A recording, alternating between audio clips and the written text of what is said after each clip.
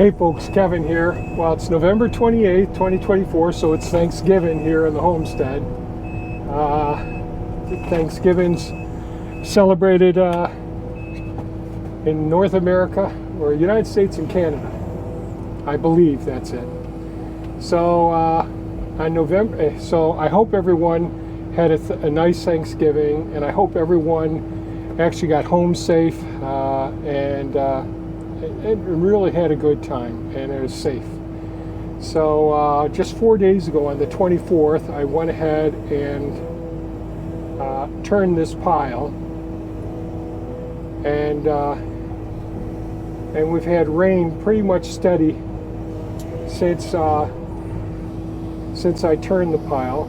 This morning we had mixed snow and rain, so we had some compostable materials to add into the to this leaf mold pile here.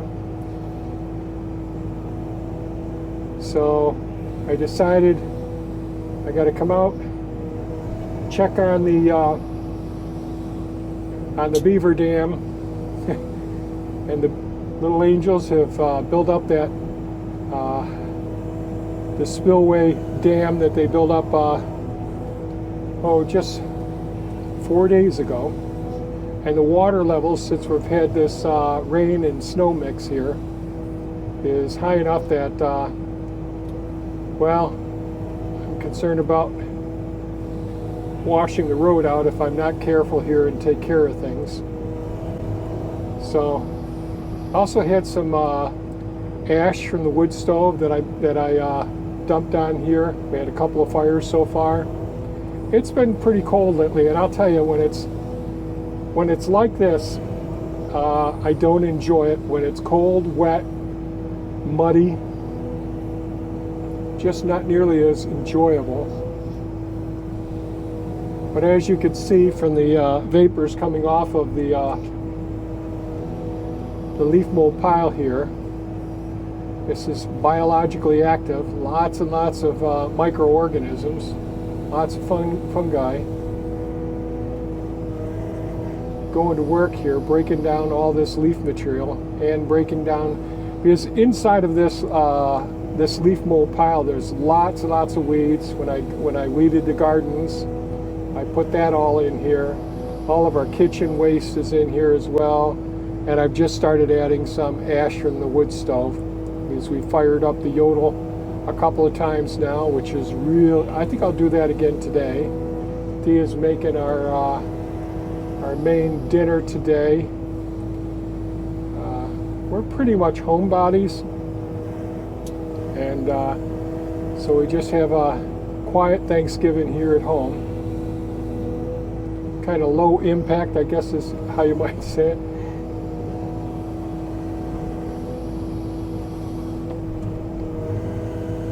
I get lots of comments on the leaf mold progress here. Some people who had never even thought about taking leaves and making a beautiful soil amendment for their gardens.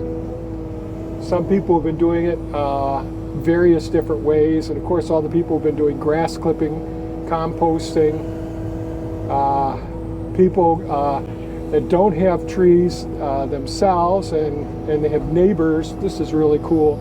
Neighbors that have them, and really excited to hear about all of that. That's working together in your community to share the resources, I think, is just fantastic.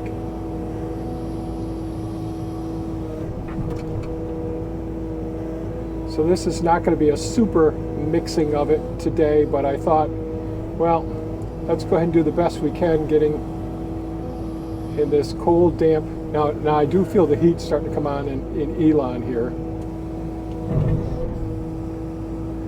And yes, my excavator is named after Elon Musk. I know he's such a polarizing figure. I love him. Do I love everything about him? No. I don't love everything about myself. But yes, I know this is this day and age, we attack the people and not the actions. And certainly Elon has done so much for this country, and I think there's a real good chance he's going to continue doing a great deal more for our country. And I know that there's people who will unsubscribe and make their comments. It's just what's going to happen. You know, with a Cybertruck in this area, there may be one other in this area, but not many Cybertrucks right around here. But people recognize that and realize it's a Tesla. I mean, many people do. Some people don't. I get people coming up and asking about it and wondering if it's electric. And yes, it's electric. And is that stainless steel? Yes, it's stainless steel. Is it a truck? Yes. You know, and people are real interested. If the weather's decent and all night and time permits, I let them look around and check it out and all. For the most part, I'd say people think it's pretty cool. And unfortunately, some people, well, it gets a really visceral response. They get pretty aggressive and give me the one finger salute, letting me know that they're number one.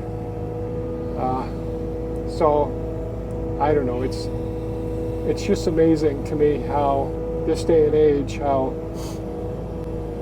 how we can be so divided. I just don't understand it. Used to be you could talk about politics or talk about differences in opinion and all, and still be cool with one another. Seems like that's, especially in my age group,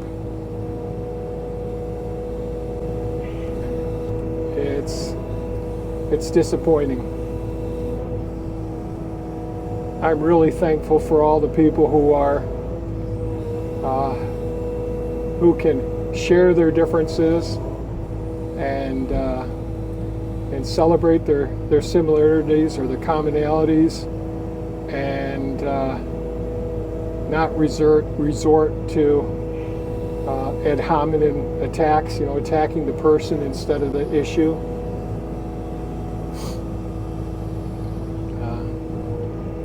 So it's tough for people.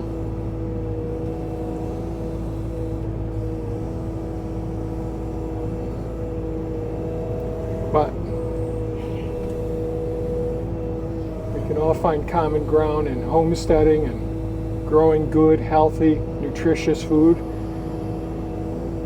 working in communities, working together, sharing information. I think that's wonderful.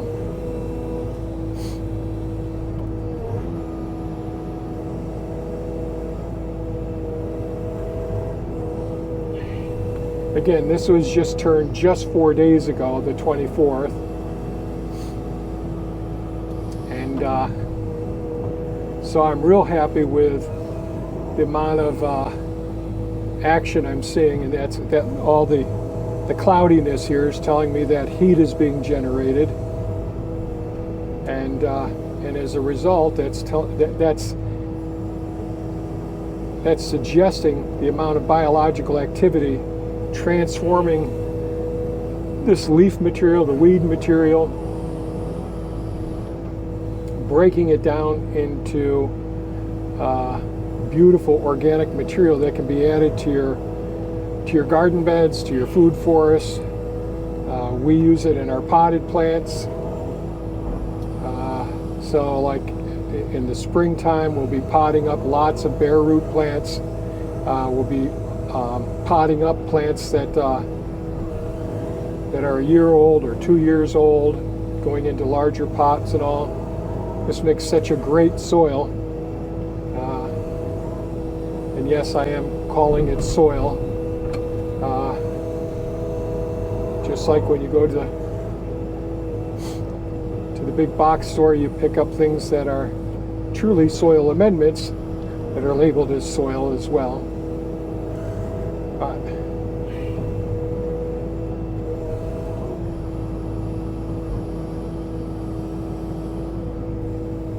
yeah, so I just took a quick ride down, as I mentioned, down to the beaver ponds. It is so muddy down there. Oh, it's so frustrating. And I have my DJI microphone on today because I get sick of the poor audio quality in this machine or in the track loader, so that I can have better audio quality. So hopefully I hooked it up to the right port on this GoPro camera mod here.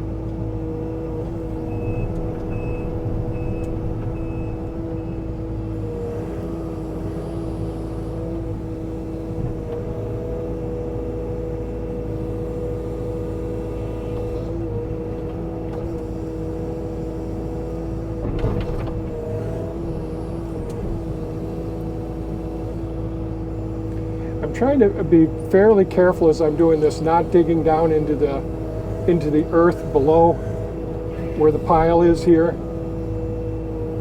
Trying to be careful with this. Not perfect.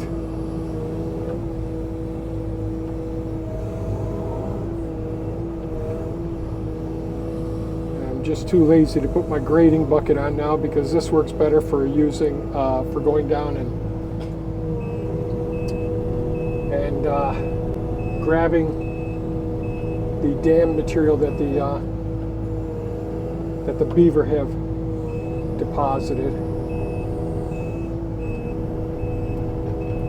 So I don't know, this whole week the weather's calling for snow, so I decided this would be a good time to get down here before this gets caked with snow, mix it in again, get some other green material. See, this, when we think of the leaves, that's mostly brown, greens and browns. So we got carbon and nitrogen, adding more nitrogen to the carbon of the leaves. Hopefully that makes sense. And again, a lot of this in recent videos I showed how I use my Eagle leaf blower, which is still at the repair shop. Hopefully I'll get that back soon. And it's under warranty. So I think that's pretty good there.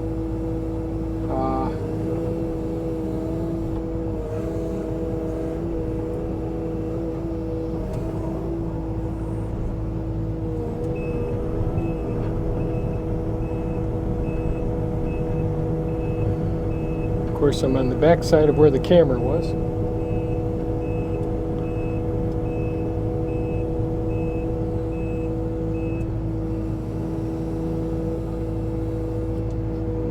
Grab the camera.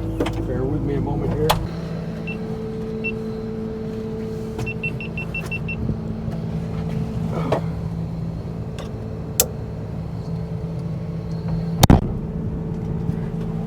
Get my lumbar support here. I still haven't done some of the work I've got to do with Elon here. I've got some cleanup work to do. Alright, let's head down to the beaver ponds.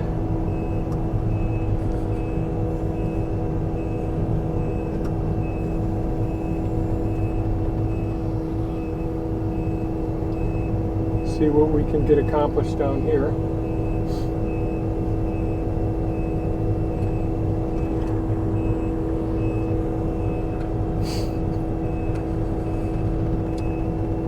So the beaver ponds are all so high right now. The water level is very high in them. The spillways are all discharging pretty nice at a significant rate, and it's all working beautifully.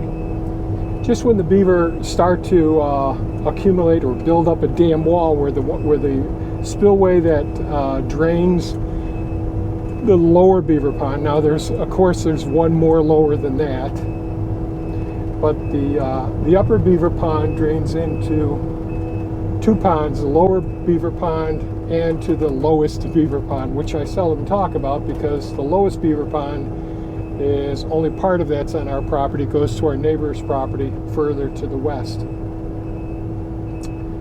But yeah, it's something else. One of the other things at this time of year that's pretty interesting, so I've mentioned in the past when I put in the ponds, might as well speed this up a bit. When I dig the ponds, one of the things I'm always trying to be aware of is the importance of maintaining vernal pools, because in most circumstances, some of the places that I want to put a pond is where there's been a vernal pool, and a vernal pool is a transient pond-like structure that's really important for different amphibians to reproduce in, and because it's only transiently during the springtime and the fall like this, where water's located in those little depressions in the soil, and all the leaves are in there as well. The frogs and salamanders, they all lay their eggs in there, and there's no fish since it's not a pond, and it dries up. Well, that way there, the number of amphibians increases significantly, which is very important for the whole ecosystem here. It's a viable, it's an essential food source for all up the food chain here.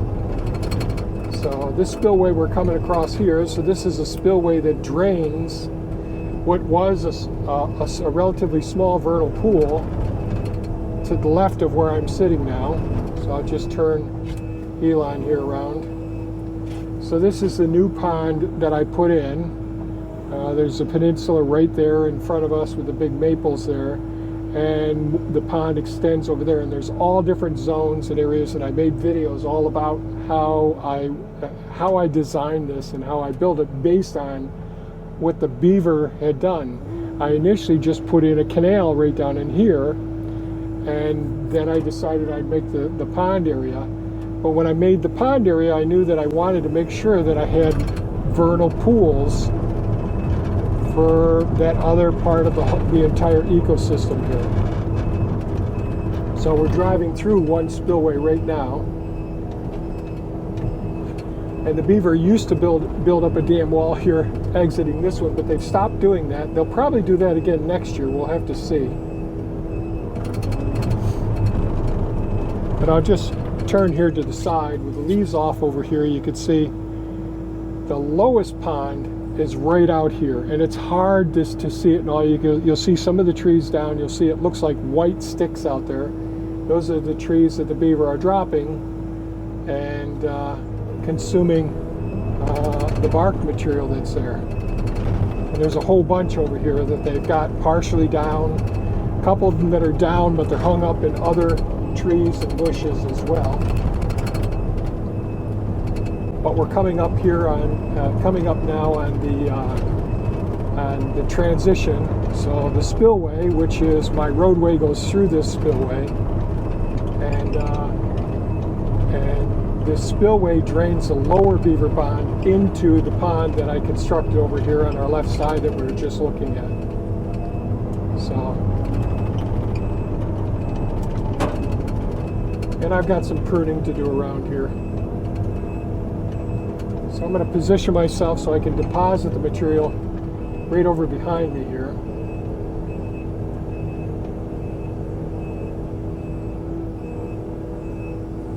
Our little angels. I'm going to set up the camera so you can see as I open up the spillway. I'm only going to take down, it looks about 12 inches of material, and this is a lot of vegetative material, but there's sticks in there to help hold it there. But as you can see, it's really porous. The water's pouring right through there. But if they keep building it up, it'll wash out the road over here, which is already, water's already at the height where it's flowing through one of the channels that Beaver pass through all the time. So let me get this set, grab this camera.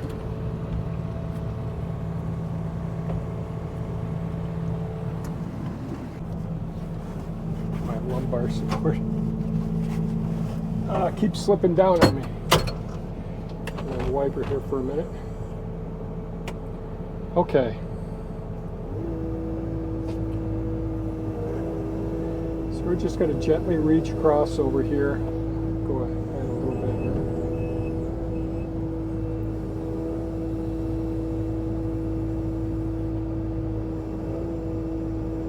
So the teeth, we just want them to just go across the very surface area. And you can see these long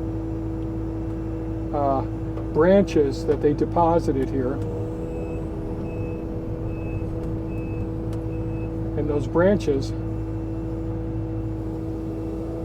are, because they put them in line with the flow of the water, and those branches have sub branches on them that will gather up the vegetative and the sediment that's around the base of them, the root material of these plants. So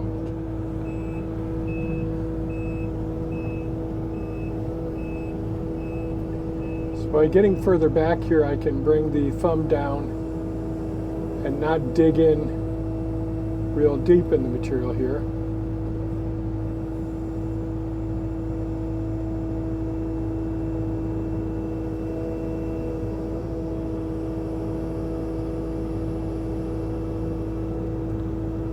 And some people would think that I'm going to take out the dam like you see many YouTubers do, farmers that need the dams gone on their property. And no, the beaver, I've made videos about the importance of the beavers, how they're restoring our ecosystems. They're just so important. They're super important. And I should have pointed out, I'll do this in a second here. Just going to flatten out the material here.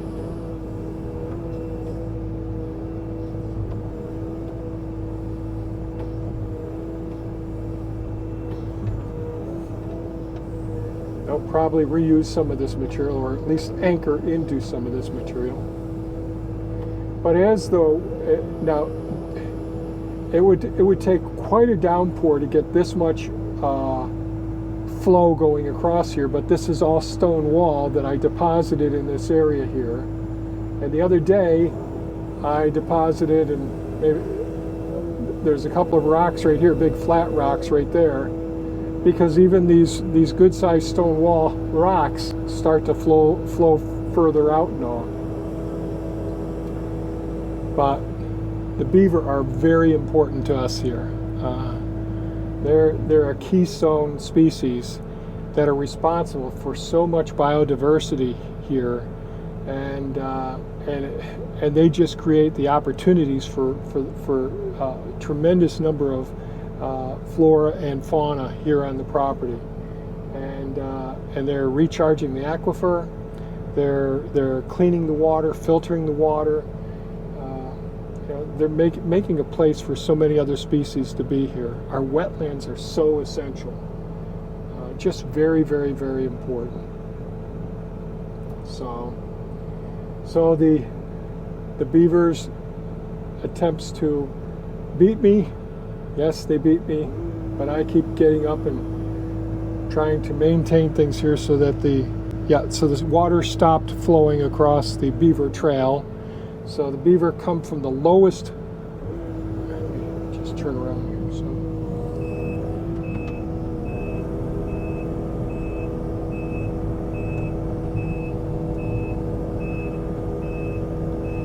So this is so muddy down here. So the lowest beaver pond is over here, and the beaver transport all different materials, whether it's limbs to reinforce their main lodge out there, or a bank lodge, or they're stockpiling under water and under the ice during the winter months. They're food storage piles, so they'll take so many limbs and stick them together in little storage places, sort of like a freezer or a refrigerator for us to store our food, or a root cellar.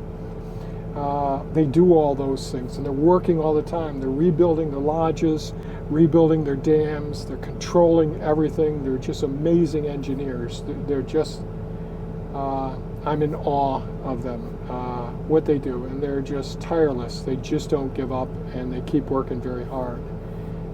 But the lowest beaver pond over here, which this is on our property right over here, but it goes to our neighbor's property down the road, and then it goes to a couple of main roads as well. So all this water makes its way down that way. The upper beaver pond, which is a ways over there, you can see a little bit of the rookery in the distance there. But that drains both to the lower beaver pond here, because even though there's a dam there, it's porous. And water makes its way through the lower parts of the dam that you can't see. And that creates all of this water flow that we see right here as well. And the soils absorb as much as they can, but a lot of the soils on the other side of the large beaver pond have been destroyed. They're from farming, from various other activities, construction work, all of those things. So the soil isn't there to be able to absorb as much water as can. So really good soil is a tremendous reservoir. That's why we focus on building soil in our food forests and in our gardens and all, because the deeper and richer your soil is, the more water retention you have, and if it's done well, you've got good drainage as well. So there's this beautiful balance, almost like nature had done it itself years and years ago. And because there's only so much soil on the other side of that beaver pond, during large rainfalls or during the spring melts, those sorts of things, a lot of water moves into these ponds, and the beaver are responsible for opening up some of these ways and allowing it to overflow into the next section and all. So they do a real good job of that. Such a good job that sometimes they'll create dams in places downstream that people have got to go ahead and take out those dams because the beavers are blocking culverts or causing road floodage, those sorts of things, and that's where the crossroads really get to. I'm trying to maintain our roads here so we can have beautiful habitats for all of the herons that are here, the eagles that are here, the osprey that are here, the coyotes, the foxes, the fishers, the weasels, the minks. Everybody's here, and they're all welcome to be here.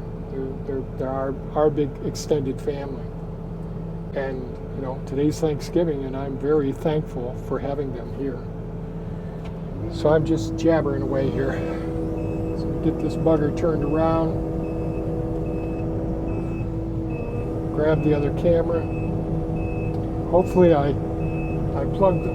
It's been so long since I used this camera mod. Man, I hate how muddy I've got everything down here. But it is the way that it is.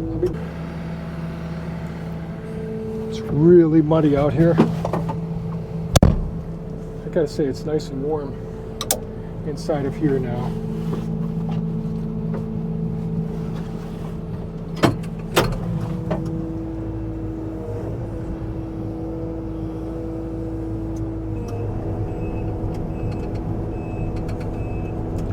So once the ground is frozen, it's so much easier to work around here and all. It's just when the ground isn't frozen, it's not as enjoyable, unless it's during the good summertime season where we're not getting as much rain and all. But I did, you can actually see the new pond over on the next road over, base camp. Of course, you don't need the windshield wiper out to see. But there's a hint of green over there on the peninsula. So I did plant the seed along with all the different trees and blueberry bushes over there. So I got all those in, and we're not having washouts since I put the boulders over there. I made videos about that as well. So real happy with how things are coming over there. And the marginal plants, I think, are going to do great too. At least I'm hoping they are.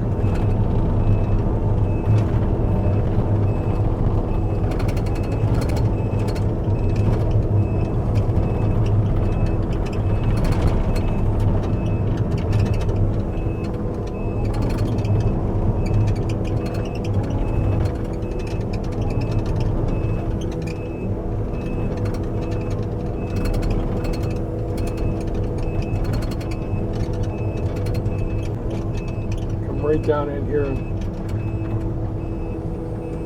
sit for a minute.